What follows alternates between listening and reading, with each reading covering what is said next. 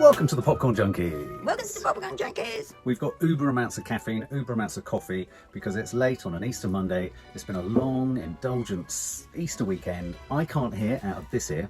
And It's copying me, folks. Anyway, no, so we're reviewing The Northman, Robert Eggers' The Northman, the Viking epic, coming in at a staggering 147 minutes or something, 2.25 hours. This is obviously directed by Robert Eggers, who brought us The Witch, starring, and in fact it introduced Anya Taylor-Joy to us. It did, the broader didn't audience, and introduced us to Robert Eggers.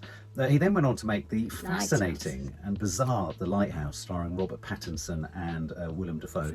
Who shows up here as well. And I have to say, I think of those two original films, I much preferred The Lighthouse just for its granular oddity. It was sort of extreme close-up of strange men and sort of the slow unwinding of madness. So he's done sort of horror, and he's done odd, and he's done sort of, I mean, The Lighthouse was also about sort of faith and belief and mermaids, and it was great, The Lighthouse. Superstition and all that kind of stuff. Much different. So here we have the Northman, and this is a Viking classic. It's interesting in the genesis of this film. It's written by Robert Eggers, but it's also co-written by Sjón, S-J-O-N. Oh yeah, who is Sjón. this? And Sjón is an Icelandic author that Robert Eggers met when he went for tea at Björk's gaff in Iceland. No. She said, "You must," a sort of strange Cockney Icelandic accent, which I can't do. "You must meet my friend Sjón." Oh. They met. And having been to Iceland, I forget what they're called. The old books of old. There's a name for them, like the Testaments, but I forget what they are. Someone will know what they are. But these epic stories of old, they're a huge part of Icelandic modern day culture. For example, most modern Icelanders can trace or will trace their lineage back to the people in these origin stories. Really? That is quite fascinating. The sort of medieval, archaic stories and what have you. So it means a lot to them. It's an immense thing and interestingly, Björk in interview was talking about the fact that she views beyond, obviously, as she said, the Vikings and their sort of notoriety for rape and pillage and all that kind of stuff. Yeah. She said once the Viking era had happened, Iceland is very much, she said, this would be interesting for you, she views Iceland as the kind of library of Europe and the world, just annotating, noting and observing the world. Oh, that's fascinating. Which is interesting, isn't it? So anyway, so Sjón met Robert Eggers, and together they conceived this, which is based on a true Viking story. Prince Amleth of Amleth. Hamlet. In other words, Hamlet. Yeah, and this has been talked about as the inspiration or the source material for Shakespeare's Hamlet, which therefore means that the story is pretty straightforward. Yeah. Death of father, avenge father, save mother, kill uncle. Yeah. Or to quote Alexander Skarsgård, "I will avenge you, father. I will save you, mother. I will kill you, Svesna." And you've got to say that with huge... And you have to walk around. What are these muscles called? Trapezoids, I think they are. I've never seen trapezoids like it. Hench comes to mind when you look at him. He's hench. What does hench mean? Sort of... Yes. He's sort of... I mean, usually aren't muscles in other places, not here. Yeah. Anyway, so this story is set, at the beginning of this film, is set on an island off the coast of Northern Ireland in the North Atlantic somewhere. We see Ethan Hawke, the king of the Vikings. He arrives home to his queen, Nicole Kidman, and his son was incredibly small and incredibly idolatory of his father. And he had a haircut similar to yours when you were young. I felt it was like watching me. They must have. This little boy, and he was as irritating as I was. He certainly was. He was an irritating little fucker. He was. And he ran around, and so the long and the short of it is that Ethan Hawke's dad has been injured in a manner that is terminal. He doesn't reveal that. No. He's got a very bad wound. Yeah. And so consequently he's handing over the sort of mantle of ruling to his son.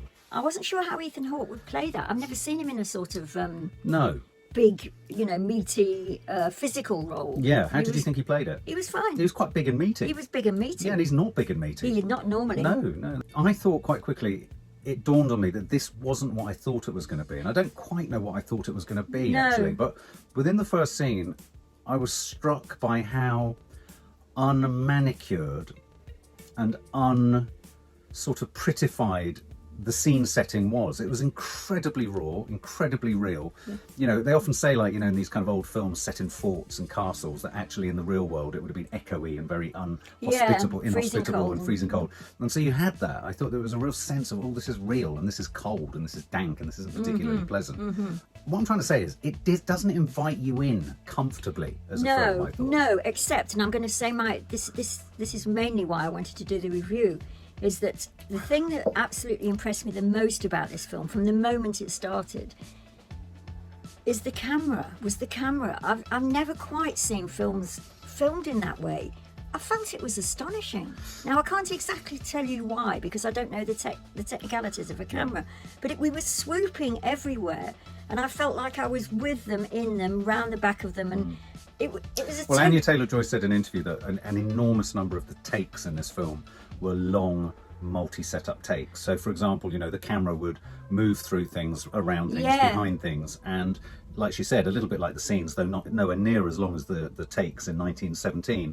She said if you got it wrong, you'd have to restrike, go back to the beginning, start again. Maybe that's what so there I was mean some then, it was very elaborate in their kind of execution of those scenes. I mean, in terms of the camera work and look, it was incredibly naturally lit. Yes, there and was at a night, big grade to it, where you felt they were struggling for light sources. They kind of allowed that to struggle. So when you had just firelight, it wasn't like artificially created firelight. Everything was quite. It felt very real. It felt like you were watching this through real weather and real air. And real things. I mean, one of... Elemental. It was elemental. But also the things that they used, like, for example, the Viking ship. Yes. Which was totally a Viking ship. Yeah. So in that sense, with them all rowing. Yeah. I thought that was fantastic. But also a bit of CGI going on in there, because, you know, right at the beginning when that first raven flies in front of that was a bit naff. But I felt... Here's the thing. I think sometimes Robert Eggers goes for a bit naff on those wide shots. Oh, maybe. I think it's a stylistic choice. So it was kind of blindingly obvious that some of those Viking longships were CGI'd and weren't really heading towards that castle. It was pretty obvious the Raven didn't pull into shot at the perfect time that the camera was flying through the air. No, but they did have Viking ships just like that. No, I know, but what I'm saying is that there are many moments in this film, for example, the ride up to Valhalla, where CGI and all sorts of there are lots of special visual effects in this. We haven't talked about who's in the film. Alexander Skarsgård stars as Prince Amleth, the Northman. You've got Björk in there as one of the shamans. For 2 minutes. Yeah, she's only in there for 2 minutes. You've got Willem Dafoe as one of the other shamans. Anya Taylor-Joy plays a sort of sorceress, seeress type who becomes his love interest. And then obviously Ethan Hawke, as we said, father. Nicole Kidman, interestingly. Nicole Kidman's growing on me again at the moment. Yeah, I know what you mean. I thought she was good. Yeah, because she was restrained for the first half of the film, and then she went for it, didn't she? So we've got a classic situation where Ethan gets... You see this in the trailer. He gets hit by the arrows, and suddenly we're in a vengeful situation where boy goes, I will avenge you, father, I will save you, mother, I will kill you, uncle. And that really is about as complex as the plot gets. It is. Isn't it? Yeah, let me say a word, because we haven't mentioned, because I don't think we know his name. The uncle, who is a presence. And he is a good presence. He's not as well known as Skarsgård. But you said he played Dracula. He played Dracula in the thing that they did at Christmas. Yeah, no, I've forgotten his name, but he's very good camera-wise. I liked him though. I preferred him to Ethan. And me. Yeah, and I thought there's an intriguing twist. I preferred him to Alexander. Well, there's an intriguing twist in the film where you sort of end up thinking, who's the right bad guy here? Yes.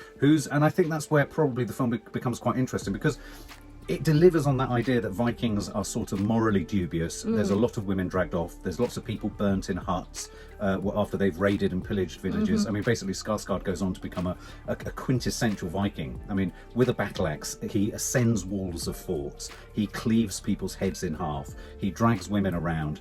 He just hits and chops and kills and roars. I mean, his roar. I've never seen an actor roar like a wolf. No, and I think they must have had acting lessons for that, because he was pretty amazing. He was again elemental, and I keep going back to this thing. Elemental, one of the things that, although the whole film isn't set in Iceland, one of the things that you get when you do travel to Iceland is the sense that the land is alive. The land is always breathing, and I thought this film did a really excellent job, and I think that was down to the grain of the footage, the elemental colours where they amplified the ochres and the greys and the whites and the so you got a real sense of texture to everything. You did. And if you think of Vikings, it's all about wood, it's all That's about fur. That's what I'm talking about when I say the film. I'm using the wrong word for that, but you really felt it. And that is something of Iceland, and I'd have thought that was a really key aspect for Björk. I mean, if you think of Björk's moment in this, it's an incredible. It's like a mini Björk video. She's got this amazing headdress on. She's got no eyes. She's telling all this sort of she foresees a future of him becoming a king and becoming this, that, and the other. So I thought that was all remarkable. But once his father's killed, he grows. He flees. They think they've killed him. It's a little bit like that Snow White, isn't it? Yes, we killed him. We killed him. They say to the uncle. Yeah. But they haven't killed him, have they? No. But what did he do before he fled? What did he do? Tell me. He bit someone's nose off. He certainly did, and that man became the man with no nose all the way through it. One of my favourites. Now, there's a particular moment in the film where he's Yes. extraordinarily pissed off with something that's happened. And as a character or someone walks past him, he fires snot out of the 2 holes remaining in his face. Yes. Did you see that bit? I didn't. He went and just fired. Okay. Snot. It was a boy's moment, that was. It was. I wanted to see it again and again and again. Because he just had 2 holes in the middle of his face. I thought that was a great sort of visual, Yeah. didn't you, for a soldier? Because he carried on being a soldier. Oh, yeah. And Yeah. he had the sort of visor there to protect Yes, his nose, but he had exactly, no nose exactly. there. So anyway, we keep jumping around a bit. So he becomes a raping, pillaging, horrendous Viking, and then manages to inveigle himself onto a slave ship where he pretends to be a slave, doesn't he, with Anya Taylor-Joy? Yeah, they'd lost me very slightly. Yeah, I with the thought it got a plot bit baggy around that. Yeah, I yeah. thought, really? Suddenly he's Yeah. on a sort of slave ship, and then basically becomes a slave to be sold. And by being sold in the right way to the right places, he finds himself positioned in an optimum place to enact revenge. It is like Hamlet coming back, isn't it? And like, Yeah. yeah. So he's gone away and he's grown up. I mean, one of the things Yeah, that's yeah, absent. yeah. Sorry to interrupt. One of the things that's very much absent from this, and I want to know what your thoughts on this are. It's a very psychological film. Yeah. Whereas Hamlet is an incredibly psychological play, and actually they say it's one of the most psychological and psychoanalytical. You have complex character development in Hamlet. And I thought there really wasn't complex character development. Yeah, but that's totally because all these sort of monologues that come from Hamlet are self-doubting. He's a self-doubter. Yeah. There's nothing self-doubting about this guy. No. From a little boy, he's going to avenge his father. I mean, And- it's as simple as that. Yeah. And there's almost nothing else to be said. But did you know that I felt if there was a weakness in the film, it Uh-huh. was the lack of complexity to his mission. It's the fact that Maybe that was- for example, I don't know what you think. For me, the moment it became most interesting, we're jumping all over here, but see it. We're not going to give you a blow by blow account of the No. story. Suffice it to say, he inveigles himself close to his uncle so that revenge can be enacted. Yeah. And I thought it was a particularly rich moment where he does inveigle himself into the kind of his uncle's community. I liked what was going on there, but the moment where he confronts his mum. Yes. That for me was the most complicated it got psychologically. Yeah, that was. And so part of me kind of wished there'd been that complexity in his character parked a little bit earlier, because I think it was kind of almost his mission statement and the mission of the film was as simplistic as we've come to think of Vikings. Yes, as. yes. Just, Yes. Stop. Yes. Revenge. Exactly. But I think they were leading up to that, the Nicole Yes, Kidman yeah, they were. thing, weren't they? And that was played well. It was played well. Yeah. So what kept you watching then? I mean, it's a very simple film. It is, but that's why maybe I haven't stressed it enough. The visuals of it, I thought were fantastic. Yeah. I mean, far more than often with me, it's the actors or the writing. There was no writing that was particularly anything. It's told in chapters. It's told in sort of like a chapter thing. We were leading up to the Nicole Kidman thing. I thought the uncle was great. I loved the visuals, and I've never been to Iceland, but I think that he conveyed, and I don't know where it was actually filmed, but he certainly conveyed that idea of, as you've explained it, of the living landscape. Yeah. I thought that was fantastic. Well, it makes sense of the Nordic myth and the Yes. Nordic kind of gods and Yes. all that they're inextricably entwined with landscape, Yes, weather, yes. mutability and changeability. I mean, always in the background there's a volcano. You felt like you were watching a lot of it through volcanic ash. Yeah. There was that sense. I mean, I think it's absolutely impeccable the way it looks and the way it Good. engages So with all of that. I thought the way it was edited, I thought that was great.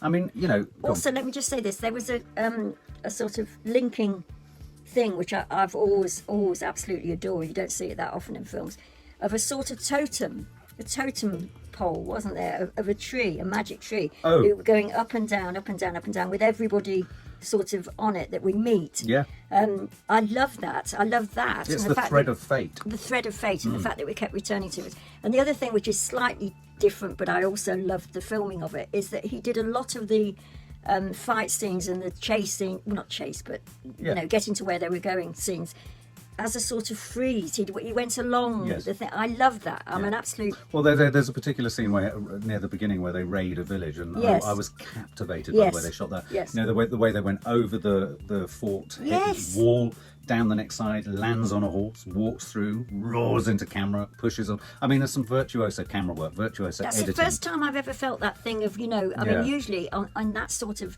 example, I'm with Monty Python thinking he's been a very naughty boy. But you sort of don't believe that they could possibly scale. I believe they could scale the walls. What I quite liked about it was it really reminded you of how life and death was an incidental thing in those days. It was cheap. I mean, but cheap even.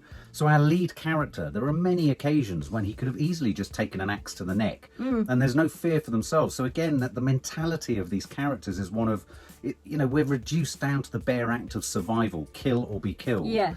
And the way in which lives are just thrown away, the way in which there's a moment where the uncle towards the end says, which one of you knows what happened to some of his soldiers who've been killed, just slices one throat and says, that'll happen to you if you don't know, slices another throat, that'll happen to you. Yeah. And, and there was a moment whilst Alexander Skarsgård is embedded within his uncle's village, almost like he's parked himself there waiting for the right moment to seek revenge. This is a spoiler review, to seek revenge and enact revenge, where he essentially chops up loads of the uncle's son's friends, soldiers within his encampment, and sort of creates a strange, grotesque kind of sculpture out of them, nailed to a thing. And at that point, I thought there were big moments in this film which reminded me of Midsummer.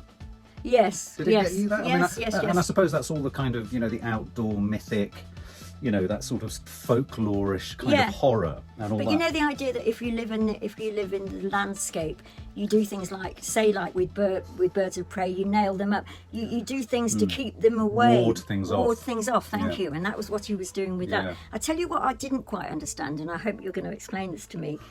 The Anya Taylor-Joy bit, I felt I'd missed how they got together, why they got together. Do you know why? I mean, was there a particular reason why it was her? I just think they were drawn to each other. And her group of women, because they were a particular group of women, weren't they? I don't know. I felt there was. She sensed in him. She saw something in him and connected. She was a white witch, wasn't she? She was casting spells and giving That's it all right, that and it was malarkey. that, was it? Yeah. I think I think it was about fate. I mean, the whole film is about the thread of fate, isn't it? I mean, they use that phrase at one point. Because a couple of times he saved her. Yeah. Oh yeah, absolutely. Yeah. I mean, I think they were betrothed. There was a spark of some form that was kind of struck there. Yeah. There were a couple of moments in it there that I thought were kind of standout moments, and one of them was there's the point when he's in his uncle's encampment waiting to kind of strike, where he goes off to see another shaman, doesn't he? Who has the head of Willem Dafoe. Yes. And he tells him to go and get a sword. Yes. So it becomes quite Arthurian. Arthurian, This film delivered for me what I was hoping the Green Knight would give me. I wondered if you thought about that. Yeah, the You Green know, Knight everything I was hoping the Green Knight would give us, this film gave me. Yeah. And the thing that it was that I wasn't expecting it to be became the thing that I really liked about it, which was that it's an extraordinary film with extraordinary visuals and an extraordinary story, but actually it's all quite ordinary. Yes. In terms of, it's not a very complex plot, it's not a very complex thing that he's doing. No. The settings are actually, sometimes magical, but they're very ordinary. It's a hut on a hill, I settled into it. I settled into believing I was in this world and in this space. Yeah, and maybe that's because I agree in one sense that it was all ordinary, but the sensibilities are totally extraordinary. Exactly. And that's why it got me. Yeah. I mean, I was looking at stuff that, yes, I mean, in a living landscape that I don't know and that I was fascinated by, but there were these people sort of behaving in ways that you can only sort of think of, well, like the present situation in Ukraine or something, where people were doing things so awful to other people. Yeah. And as you say, because life had become so cheap, you accepted that. But I loved the sort of idea of the line of fate running through, and I mean, I loved all of that. There was also another particularly odd scene. What about the unexpected scene of what could only be described as lacrosse / Quidditch / hockey? Yes. I thought there was this curious moment where a game happened. Yeah. And Alexander Skarsgård looked as confused by his inclusion in the game as the rest of us. And didn't one of the people say, you'll know in a minute what this is? And I was thinking, really? Yeah, and we didn't. Was it lacrosse? Was it? No. So they ended up playing a game. The aim of the game was to hit the ball, and it hit a pole. Yeah. And it just, not surprisingly, got increasingly more and more violent and vicious. Yeah. And nearly involved the death of the uncle's son, because he ran onto the pitch like I would have done. But basically, it wasn't a head, which you could have imagined that it might have been. It was a proper Very game. hard red ball. It was, wasn't it? Yeah, No, really that dangerous. you're right. That was totally. That was a curious Quidditch moment. At Well, least let's talk about the performance. Alexander Skarsgård, I thought, gave it everything. He certainly did. He was a wolf. He was. He was a wolf in He was a wolf's wolf in clothing. sheep's clothing. No, he was a wolf in wolf's clothing. Yeah, he was. Clothing. And And did the revenge narrative deliver for you? Yeah, it did. I mean, he was keeping it to himself. Hmm. And because everything about him was power, I mean, even when he wasn't using a display of that power in fighting, he was all... And maybe that's, in a way, the psychological bit of it, was that Hmm. he was keeping it to himself until it could be released, which I felt was very... got me completely. I thought he was brilliant. For me, the thing that kept me there and the thing that fascinated me so much, which I've said already, wasn't so much... I mean, I like the story. I like the sort of quest. I love quests. I wasn't so struck on the sword because I've never been an Arthurian sort of legend person. Although it was good to It was a see bit Pirates there. of Caribbean, though, wasn't it? The way A he got bit. the sword. It got long. It seemed to get longer and longer as well. Which Well, but also when he had to wrest it off that kind of living dead king. Do you remember? Yes, Yeah, I yeah. thought that was a bit. I But mean, also- I liked it, but it was I a bit like did. reminded me of the Mummy. yeah, but also you are playing with fire in a sense with that type of film. In that if you veer too close to Monty Python, it's very easy to see it all going very Oh, so wrong. it was a little bit like the Knights That Go Near. Yeah, and the nights that his sword gets longer and longer, and you sort of like the Morecambe thing, where you don't know what to do Yeah, with it. yeah. No, but having said that, it's extremely serious, and he will avenge his mother, and they have this lovely scene, which is complicated, the relationship between him and his mother. I thought it was I thought that was one of the most powerful scenes. It was, Yeah. and it's complicated, Yeah, isn't it? I mean, I yeah. was picking holes at Well, because she's sort of. His assumption is that she was taken against her will. Will, exactly. She was taken against her will, because there's no two ways about it. When she was lumped over that guy's shoulder, she was not laughing. No. So on one level, she was trying to appease her son and make him feel that she was okay. Yes. And then in the same breath, she then says what a monster Ethan Hawke was, and how Yes, she wanted him yes. dead, and that she'd sanctioned the killing of him too. Yes. And then you're sort of thinking, well, maybe is she saying this in order to make him feel more comfortable about having to inevitably kill her? Yeah. There's so many layers And going also, on there. she more or less says she hates him. Yeah. But I didn't know whether, again, did she hate him, or whether she was saying that to force him to a place where that he was could what just- was good. That was That was very, sort of- as you say, multi-layered. And I think that was the most multi-layered in it. Yeah. I think if I had any quibble with it at all, it would be that I was desperate for more self-doubt in Alexander Skarsgård at an earlier point in the film. Yeah. And when we got it, and that's why I really liked it when he was in his uncle's encampment and he was trying to, Yeah. basically he won their trust, he was given more responsibilities, he was less of a slave, you felt him getting closer to being Yeah. able to enact his Yeah. moment of revenge, Yeah. he was relating to everyone. So there were so many layers to all those Yeah. relationships Yeah. going on. He Yeah. had loyalty to Anya Taylor-Joy. Was she going to be raped by the uncle? Yeah. Oh, hang on a minute, this is getting really complex Yeah. and really layered. Yeah.